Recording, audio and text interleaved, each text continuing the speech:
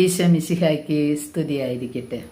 പ്രിയ കൂട്ടുകാരെ, ഇന്ന് ഞാൻ നിങ്ങളുടെ മുമ്പിൽ വന്നത് റോസ മിസ്റ്റിക്ക മാതാവിനെ കുറിച്ച് പറയാനല്ല. ഞാൻ നിങ്ങളോട് പറഞ്ഞിരുന്നു റോസ മിസ്റ്റിക്ക മാതാവിനെ കുറിച്ചുള്ള ഓഡിയോസ് ഇന്നലത്തോടു കൂടി അവസാനിച്ചു. ഇന്ന് ഞാൻ നിങ്ങളോട് പറയാൻ പോകുന്നത് നമ്മൾ ഒരു പ്രാർത്ഥന ആത്മാർത്ഥമായിട്ട് ചൊല്ലാൻ തുടങ്ങിയാൽ അത് ആത്മാക്കളുടെ രക്ഷയാണ്. റോസ മിസ്റ്റിക്ക മാതാവ് നമ്മളോട് പറഞ്ഞു, പ്രാർത്ഥിക്ക്, പരിഹാരം ചെയ്യ്, അനുദപിക്ക്. റോസ മിസ്റ്റിക്ക മാതാവ് പ്രത്യക്ഷപ്പെട്ടത് പ്രത്യേകിച്ചും സമർപ്പിത മക്കൾക്ക് വേണ്ടിയിട്ടാണ്. അവരുടെ രക്ഷയും അവരുടെ വിശുദ്ധിയും അവർക്ക് വേണ്ടിയിട്ടാണ് മൊണ്ടിക്കാരിയിലെ അമ്മ പ്രത്യക്ഷപ്പെട്ടതെന്ന് അമ്മ എടുത്തെടുത്ത് പറയുന്നുണ്ട്. അതുകൊണ്ട് നമ്മൾ ഗ്രൂപ്പായിട്ട് എത്രയും ദയുള്ള മാതാവ് എന്ന പ്രാർത്ഥന പുരോഹിതന്മാർക്കും സന്യാസിനികൾക്കും പ്രൊട്ടക്ഷനായിട്ട് നമ്മൾ അങ്ങനെ പ്രാർത്ഥിച്ചുകൊണ്ടിരിക്കുകയാണ്.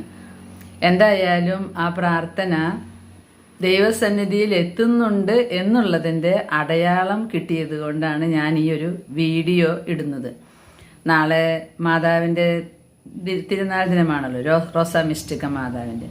അപ്പോൾ ഈ 13 ദിവസവും നമ്മൾ ഗ്രൂപ്പിലുള്ളവരോട് പറഞ്ഞിരുന്നു, പുരോഹിതന്മാരെയാണ് പിശാച് ലക്ഷ്യം വെച്ചിരിക്കുന്നത്. അതുകൊണ്ട് നമ്മൾ പുരോഹിതന്മാർക്കും പിന്നെ കന്യാസ്ത്രീകൾക്കും അവരുടെ വിശുദ്ധി നഷ്ടപ്പെടുത്തിയാൽ പിന്നെ ആരും അച്ഛനാവാനും കന്യാസ്ത്രീ ആവാനും വരില്ല. നമുക്കറിയാം, ഒരു പുരോഹിതൻ ലോകത്ത് ഉണ്ടായില്ല എങ്കിൽ അത് അവസാനമാണ്. കാരണം ബലി ഉണ്ടാകില്ല. അതുകൊണ്ട് സാത്താൻ ഈ പുരോഹിതന്മാരെയാണ് നോട്ടമിട്ട് നടക്കുന്നത്. അതിന് അവരെ വീഴ്ത്താനായിട്ട് അൽമായ സഹോദരിമാര് അങ്ങനെ പല കാര്യങ്ങളും അവരുടെ ചുറ്റുണ്ടായിരിക്കും. പാവം അവര് പെട്ടെന്നത് തിരിച്ചറിഞ്ഞൊന്നും വരില്ല. അതുകൊണ്ട് നമ്മൾ പ്രാർത്ഥനയുള്ള ആത്മായ സഹോദരങ്ങൾ അവർക്ക് വേണ്ടി ശക്തമായി പ്രാർത്ഥിക്കണമെന്ന് ഒരു 10-14 വർഷം മുമ്പ് സന്ദേശം കിട്ടിയത് കൊണ്ടാണ് ഞാൻ റോസറി ചെയിൻ എന്ന് പറഞ്ഞ പ്രാർത്ഥന തുടങ്ങിയത്. അത് ഒരു ദിവസം പരിശുദ്ധ അമ്മ എന്നോട് പറഞ്ഞതാണ്, മോളെ ജപമാല ചങ്ങല തുടങ്ങ് എന്ന്. അങ്ങനെയാണ് അത്. എനിക്കതൊന്ന് കാര്യം മനസ്സിലാകാതെ ഞാനിവിടെ ആരാധനാലയത്തിൽ പോയിട്ട് രാത്രി ആരാധന നടത്തുകയാണ് ഉണ്ടായത്. അപ്പോൾ പിന്നീടാണ് അമ്മ ഞാൻ വീട്ടിൽ പ്രാർത്ഥിക്കാൻ തുടങ്ങി ആദ്യം.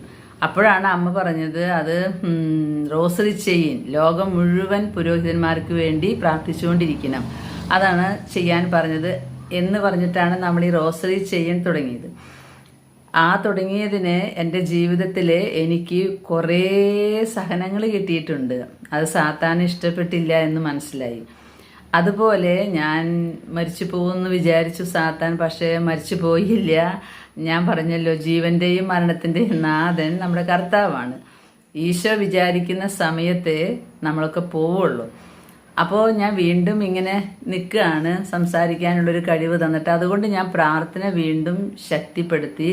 ഞാൻ നിങ്ങളോട് പറഞ്ഞല്ലോ, എത്രയും ദയുള്ള മാതാവ്, അതൊരു പ്രത്യേക സന്ദേശം കിട്ടിയത് കൊണ്ടാണ് ഞാൻ നിങ്ങളോട് അങ്ങനെ ചൊല്ലാനായിട്ട് പറഞ്ഞത്.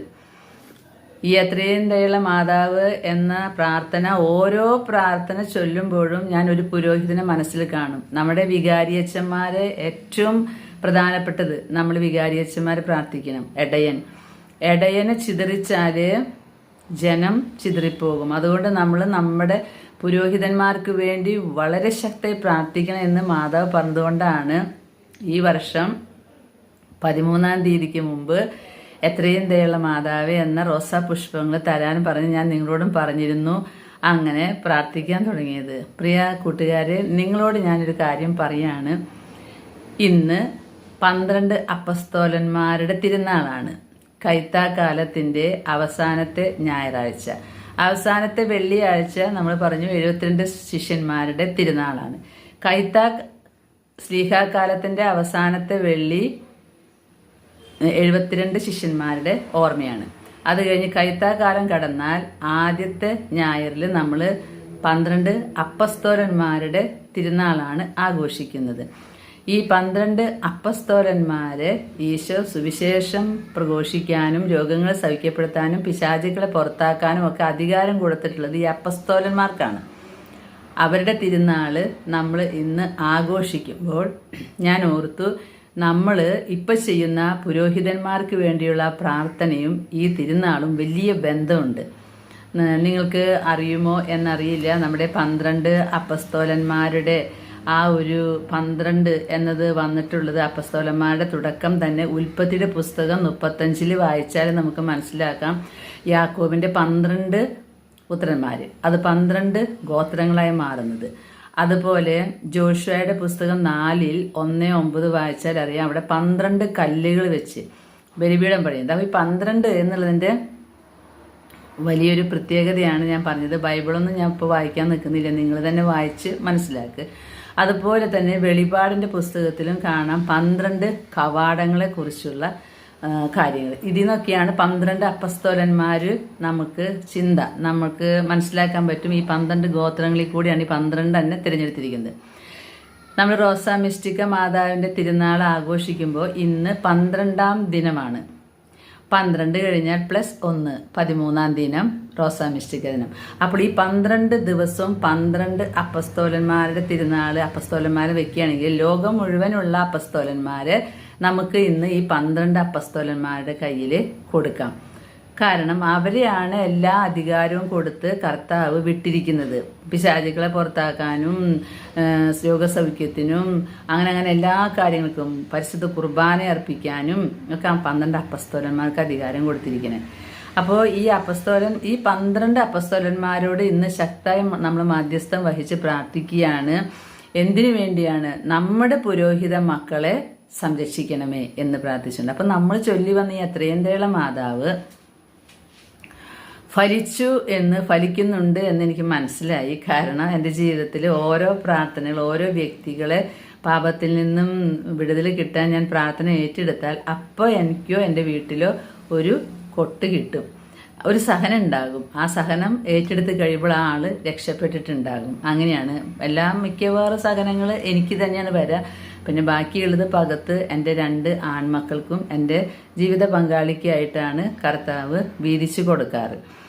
ഞാൻ ഇന്ന് ഇത് പറയാൻ ഉദ്ദേശിക്കുന്നത്, നമ്മളിവിടെ പുരോഹിതന്മാർക്ക് വേണ്ടി ആത്മാർത്ഥമായി പ്രാർത്ഥിക്കാൻ തുടങ്ങിയപ്പോൾ നമ്മുടെ കൂട്ടായ്മയിലുള്ള പുരോഹിത മക്കളുടെ അടുത്തേക്കാണ് സാത്താൻ പോയിരിക്കുന്നത്.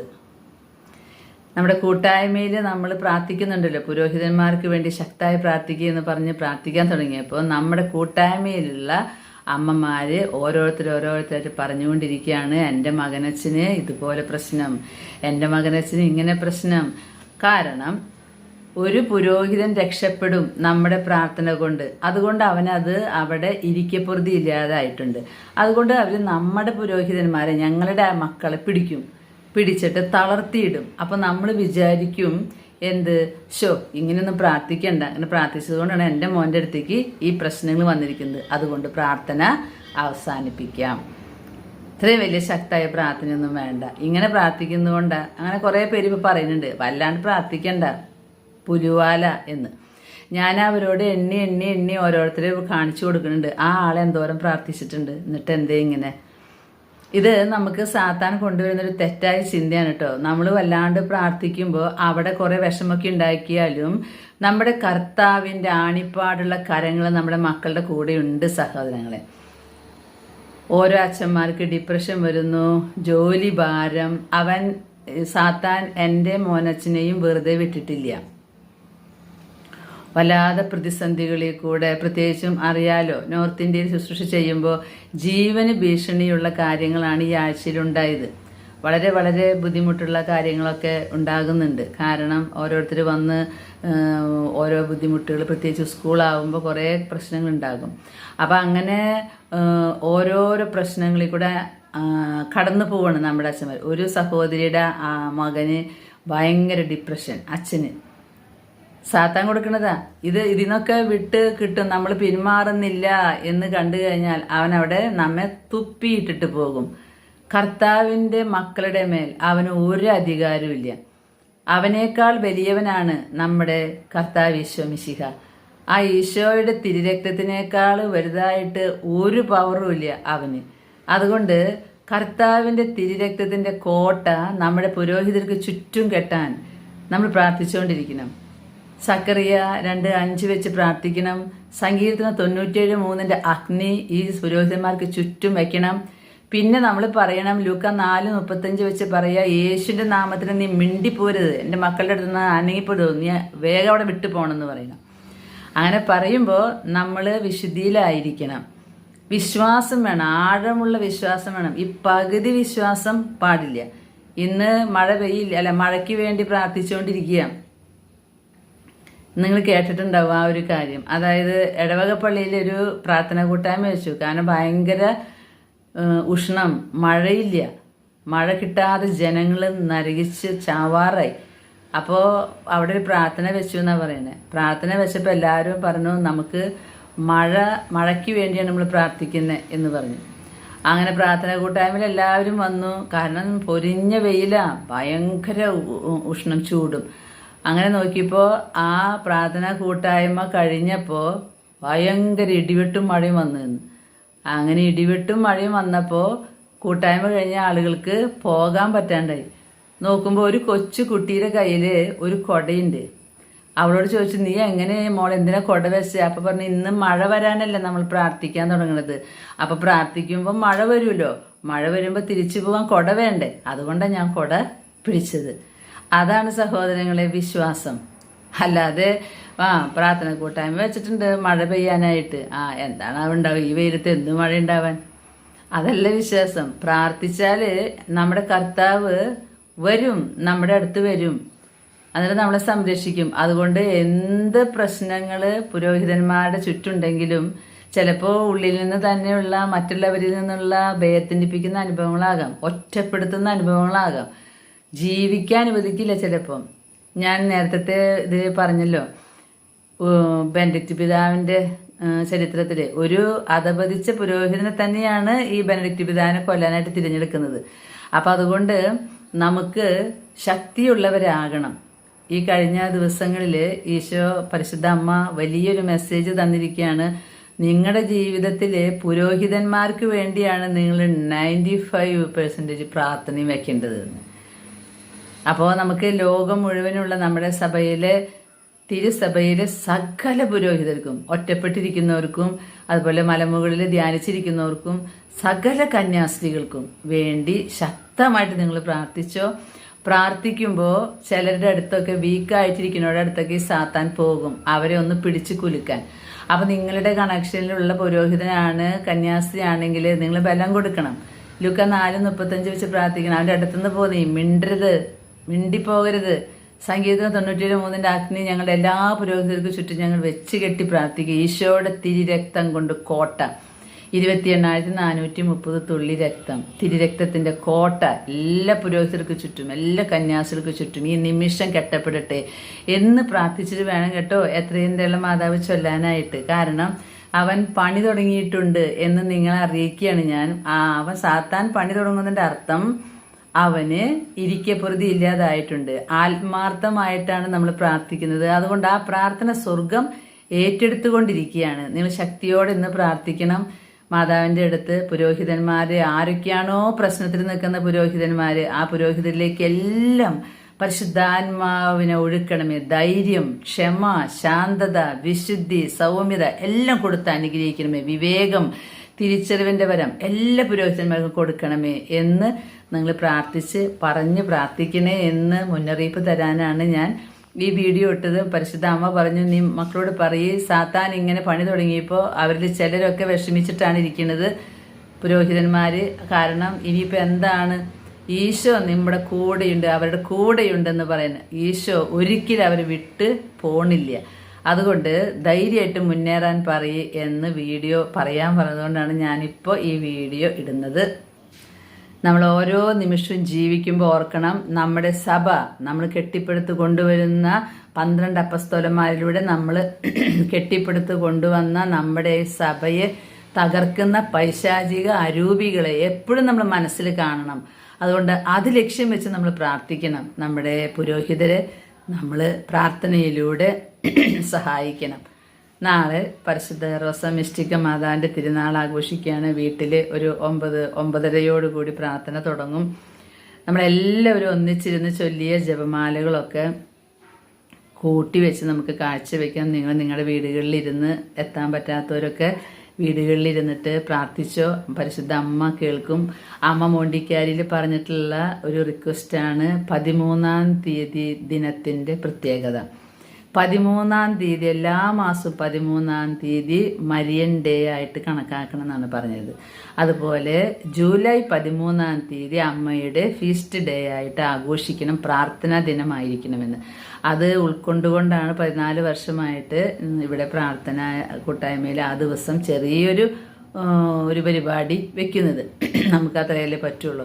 അപ്പോൾ നാളെ നിങ്ങളൊക്കെ ആയിരിക്കുന്ന സ്ഥലത്ത് നിങ്ങളായിരിക്കുക, വരാൻ സൗകര്യമുള്ളവർ വരിക. നമുക്ക് ഒത്തൊരുമിച്ച് പുരോഹിതന്മാർക്ക് വേണ്ടി കൈ കോർത്ത് പിടിച്ച് നമ്മുടെ റോസറി ചെയിൻ പൊട്ടാതെ, ചങ്ങല പൊട്ടാതെ നിങ്ങൾ ശ്രദ്ധയോടെ പുരോഹിതന്മാരെ ഓർക്കണം.